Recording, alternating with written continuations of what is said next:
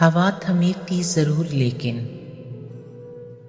ہوا تھمی تھی ضرور لیکن وہ شام بھی جیسے سسک رہی تھی کہ زرد پتوں کو آندھیوں نے عجیب قصہ سنا دیا تھا کہ جس کو سن کر تمام پتے سسک رہے تھے، بلک رہے تھے۔ جانے کس سانحے کے غم میں شجر جڑوں سے اکھڑ چکے تھے۔ بہت تلاشا تھا ہم نے تم کو، ہر ایک رستہ، ہر ایک وادی، ہر ایک پربت، ہر ایک گھاٹی، مگر کہیں سے تیری خبر نہ آئی۔ تو یہ کہہ کر ہم نے دل کو ٹالا، ہوا تھمے گی تو دیکھ لیں گے، ہم اس کے رستوں کو ڈھونڈ لیں گے۔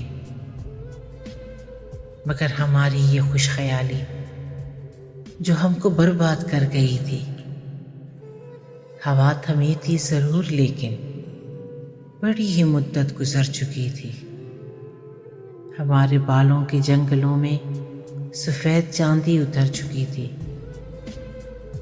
فلک پہ تارے نہیں رہے تھے، گلاب پیارے نہیں رہے تھے، وہ جن سے بستی تھی دل کی بستی، وہ یار سارے نہیں رہے تھے۔